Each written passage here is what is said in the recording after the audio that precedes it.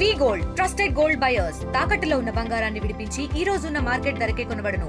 మరిన్ని వివరాలకు సంప్రదించండి 7710 ఈరోజు సిల్ట్ కాలంలో పూడికి తీయాల్సిందో వాటి విషయం, తర్వాత వాటర్ ఇన్ టైంలో యాక్చువల్గా వచ్చేటట్టుగా చేయమని ఇన్ టైంలో అంటే డిలే కాకుండా దాని మీద డిస్కస్ చేశారు. అదేవిధంగా houses, urban and rural houses అంటే గత ప్రభుత్వం ఈ యొక్క హౌసెస్ని చాలా అవకతవకలు చేసింది. ఇవాళ నేను పుట్టాపురంలో యాక్చువల్గా తిరిగితే ఎక్కడికి పోయినా ప్రతి ఒక్కరు హౌస్ అడిగారు. సార్ మాకు పట్టా ఇచ్చారు, పట్టాని ఇచ్చారు, ఇల్లు ఇవ్వలేదు. ఏమో నీ స్థలం చూసామంటే నేను స్థలం చూడలేదు. ఆఖరాకి ఇవాళ డిస్కషన్లో ప్రజాప్రతినిధులు చెప్పింది ఏంటంటే వాళ్ళు దొంగ పట్టాలు కూడా ఇచ్చేశారు సార్, ప్రింట్ చేసి ఇచ్చేశారు. వాటిలన్నింటినీ స్క్రూటినైజ్ చేసి ప్రాపర్గా చేయకుంటే ప్రజలు ఇబ్బంది పడతారంటే కలెక్టర్ గారికి చెప్పడం జరిగింది. అయితే మళ్ళా కలెక్టర్ గారు ఎమ్మెల్యేలు కూర్చొని దాని మీద ఫస్ట్ ఒక డిస్కషన్ చేస్తామని నిర్ణయించుకున్నారు. కాన్షియన్స్ వైజ్ డిస్కస్ చేసి ఎవరికి అన్యాయం జరగకుండా, ఎందుకంటే ముఖ్యమంత్రి గారు చాలా క్లియర్గా ఉన్నారు, ప్రతి ఒక్కరికి హౌస్ ఇవ్వాలి. అందుకని రూరల్లో అయితే 3 సెంట్లు, అర్బన్లో అయితే 2 సెంట్లు, వీలైనంత వరకు టిట్కో హౌస్ లాంటివి కట్టడం అనేది. ఎందుకంటే టిట్కో హౌస్ని 2014-19లో ప్రతిష్టాత్మకంగా తీసుకొని చేసాం. ఆ రోజు ముఖ్యమంత్రి గారు నాకు చెప్పింది ఒకటే, ప్రతి మహిళ తన భర్తతో పిల్లలతో ఆనందంగా ఉండి ఇల్లు కట్టమన్నారు, ఎంత ఖర్చు అయినా పర్వాలేదని. అందుకని చక్కటి హౌసెస్ 7 లక్షలు శాంక్షన్ చేసాం. 5 లక్షలకు వర్క్ టేకాఫ్ అయిపోయినాయి. గత ప్రభుత్వం అందులో 2,61,000 కుదించింది. పోనీ అవన్నీ చేసినట్టు చేయలే, మేము చేసినవే పైపోయినట్టు చేసి రంగులు మార్చారు. టెండర్లు కూడా ఇవ్వకుండా రంగులు మార్చారు. చక్కటి రంగులు వేసాం మేము, తెలుగుదేశం రంగులు వేయలా. అన్నిట్లో అన్ని జిల్లాల్లో ఒకే రంగులు వేయలా. జిల్లా వైజు, లేఅవుట్ వైజు రకరకాల మల్టీ కలర్స్ పెద్ద పెద్ద అపార్ట్మెంట్లు ఎలా వేస్తారో అలాంటి రంగులు చేసి ప్రజాప్రతినిధులకు ఇచ్చి ఎమ్మెల్యేలు సలహాలు తీసుకుని వేసాం. అట్లాంటి రంగులు ఎందుకు మార్చేసారో తెలీదు. టెండర్ లేదొట్టికి ఆ కాంట్రాక్టర్ లబోదిబో కొట్టుకుంటున్నారు. ఇలా అనేకమైన అవకతవకలు చేశారు. ఇల్లు లేకుండానే, ఇల్లు కట్టకుండానే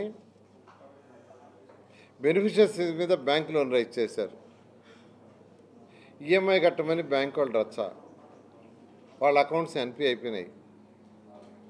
మళ్ళీ ఫర్దర్ లోన్స్ పోతే బ్యాంకులు గవర్నమెంట్ కూడా ఇవ్వమన్నారు. ఎందుకంటే గత ప్రభుత్వం ఇల్లు ఇవ్వకుండా బ్యాంకు లోన్ రైజ్ చేసింది. అంటే 140 కోట్లు ఎన్పీ అయితే రాష్ట్ర ప్రభుత్వం మన కట్టింది. ముఖ్యమంత్రి గారు మీరు కట్టేయండి, ప్రజల్ని ఇబ్బంది పెట్టకూడదు, గత ప్రభుత్వం చేసిన అవకతవకలకి ప్రజలు ఇబ్బంది పడకూడదంటే ఆ 140 కోట్లు రాష్ట్ర ప్రభుత్వం కట్టింది. అయితే ఏదేమైనప్పటికీ ఈ యొక్క డిసెంబర్ లోపల 430, 365 కంప్లీట్ చేయమని ముఖ్యమంత్రి గారు ఆదేశించారు. ఆ డైరెక్షన్లో ముందుకు పోతున్నాం. అదేవిధంగా రూరల్లో ఏదైతే హౌస్ ఉన్నాయో రూరల్ హౌసెస్ కూడా ఏదైతే 1 సెంటు గతంలో ఇచ్చినా దానికి ప్రాపర్గా చేయలే. ల్యాండ్స్ అన్నీ లో లయింగ్లో ఉన్నాయని యాక్చువల్గా ఇవాళ ప్రజాప్రతినిధులు మెజారిటీ చెప్పారు. అవి కట్టడానికి కూడా పనికిరావు. అవి చేయాలంటే 10 అడుగులు 20 అడుగులు వాటిని పైకి లెవెల్ లేపాలని. కొన్ని దగ్గరలో అయితే అసలు గ్యాస్ పైప్ లైన్లు ఉండే ఏరియాలో ఇచ్చారు, అక్కడికి ఎవరు పోవట్లేదు. అలాంటి అనేక సమస్యలు చెప్పారు. ఏదేమైనప్పటికీ కాన్స్టిట్యుయెన్సీ వైజ్ యాక్చువల్గా కూర్చొని డిస్కస్ చేస్తామన్నారు.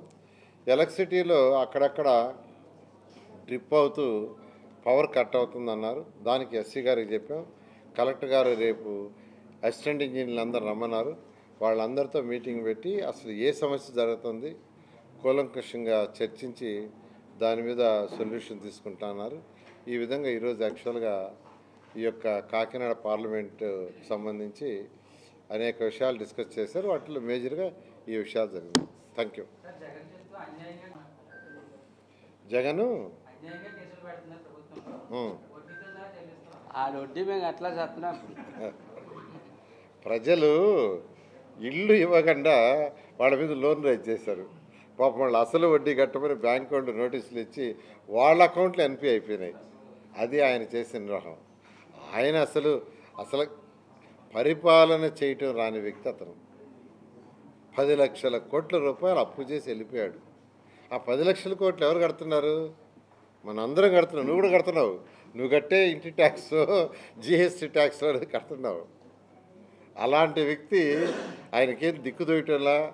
ఎందుకంటే నేను యాక్చువల్గా సుపరిపాలన ఎక్కడ తిరిగినా ప్రజలు చెప్తున్నది ప్రశాంతంగా ఉంది సార్, పరిపాలన ప్రశాంతంగా. ఫస్ట్ అది చెప్తున్నారు, పరిపాలన ప్రశాంతంగా ఉంది. ఉన్నట్టుకుండా అది వచ్చేస్తుంది. తర్వాత సంక్షేమ పథకాలు అందుతున్నాయి సార్. అక్కడక్కడ చిన్న చిన్నవి ఉన్నాయి.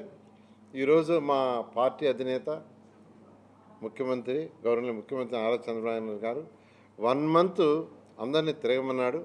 అందరూ తిరుగుతున్నారు. సమస్యలు తీసుకుంటున్నాం, మళ్ళా ప్రభుత్వానికి తెలియజేయమంటున్నారు. ఆ విధంగా యాక్చువల్గా ఈరోజు సుపరిపాలన జరుగుతుంది.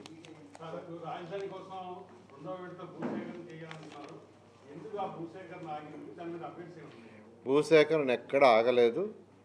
ముఖ్యమంత్రి గారు దానికి ఒక కమిటీ ఉంది, ఆ యొక్క మినిస్టర్స్ కమిటీ, దాంతో డిస్కస్ చేసుకొని మళ్ళీ నెక్స్ట్ క్యాబినెట్కి తీసుకున్నామన్నారు. ఆ యొక్క కమిటీ డిస్కస్ చేస్తుంది. ఎందుకంటే 2014-19 ఏదైతే ల్యాండ్ పూలింగ్ చేసామో, ల్యాండ్ పూలింగ్ చేసిన దాంట్లో కొంతమందికి ఇంకా ఇవ్వలేదు సైట్స్. ఎవరికి ఇవ్వలేదంటే ఎవరైతే అన్నదమ్ములు ఇద్దరు కొట్టుకొని కోర్టుకు పోయిండో అది ఇవ్వాల. ఏదైతే కృష్ణానదిలో ల్యాండ్ మెర్జ్ అయిపోయిందో ల్యాండ్ లేదు అక్కడ, వాటికి ఇవ్వలేదు. అదేవిధంగా 2 గ్రామాల్లో ల్యాండ్ వాళ్ళు ఇచ్చారు, పూర్తిగా ఇవ్వాల, కొద్దిమంది ఇచ్చారు. వాళ్ళకి తిరిగి ల్యాండ్ ఇవ్వాలంటే కమర్షియల్ రెసిడెన్షియల్ 2 ఒకేసారి ఇవ్వమని అక్కడ రైతులు యాక్చువల్ రిక్వెస్ట్ చేస్తారు. ఒక వర్గం ఇచ్చేయమంటున్నారు.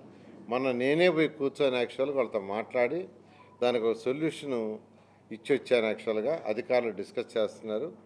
రేపు ఎల్లుండో మళ్ళీ అక్కడికి పోయిన తర్వాత ఏం డిస్కస్ చేసేసి వాళ్ళతో మాట్లాడి ఆ 2 గ్రామాల్లో ఇంతవరకు ఎవరైతే ల్యాండ్ ఇచ్చారో, పెనుబాక ఉండవల్లి గ్రామాల్లో ల్యాండ్ కొంత ఇచ్చారు, వాళ్ళకి యాక్చువల్గా ఆ సమస్యకు సొల్యూషన్ చేస్తున్నాం. ఆ విధంగా చిన్న చిన్న సమస్యలు ఉన్నాయి. ఆ సమస్యలన్నీ పరిష్కరించమని ఈ సబ్ కమిటీకి, మినిస్టర్ల సబ్ కమిటీని డిస్కస్ చేయమన్నారు. ఇవన్నీ కూడా 2-3 రోజుల్లో మినిస్టర్ల సబ్ కమిటీకి సబ్మిట్ చేసి నెక్స్ట్ క్యాబినెట్కి తీసుకురావడం జరుగుతుంది. ఓకే.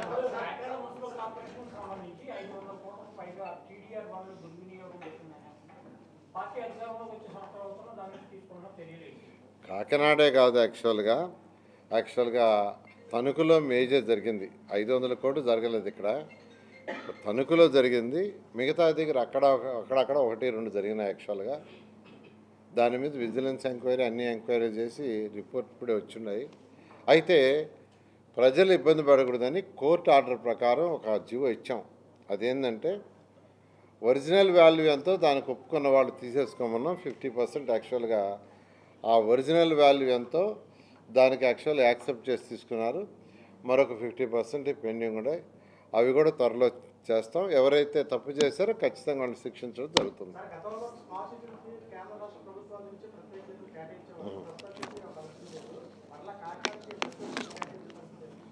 2014-19లో విశాఖపట్నం, కాకినాడ, తిరుపతి స్మార్ట్ సిటీగా సెలెక్ట్ అయినాయి. దాంట్లో సిస్టమ్ ఏంటంటే ప్రతి సంవత్సరం 100 కోట్ల వాళ్ళు ఇస్తారు, 100 కోట్లు మనం ఖర్చు పెట్టాలా. దాంట్లో కేంద్ర ప్రభుత్వం ఇవ్వాల్సిన 500 కోట్లు వచ్చేసింది. రాష్ట్ర ప్రభుత్వం ఇవ్వాల్సిన షేరు గత ప్రభుత్వం ఇవ్వాల. అయితే అప్పు చేసేసి వెళ్ళిపోయింది. ప్రజలు కట్టే ట్యాక్సులన్నీ సిఎఫ్ఎంఎస్లోకి పంపించేసి ఆ డబ్బుల్ని డైవర్ట్ చేసింది.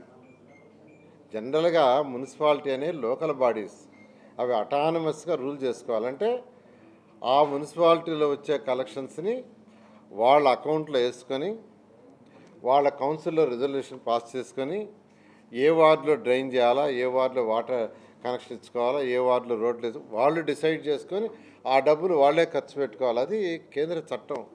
తెలుగులో ఫాస్టెస్ట్ న్యూస్ ఇప్పుడు కొత్త అవతారంలో 5 సెకండ్లోనే పూర్తి వార్తా సమాచారం మీ చేతిలో.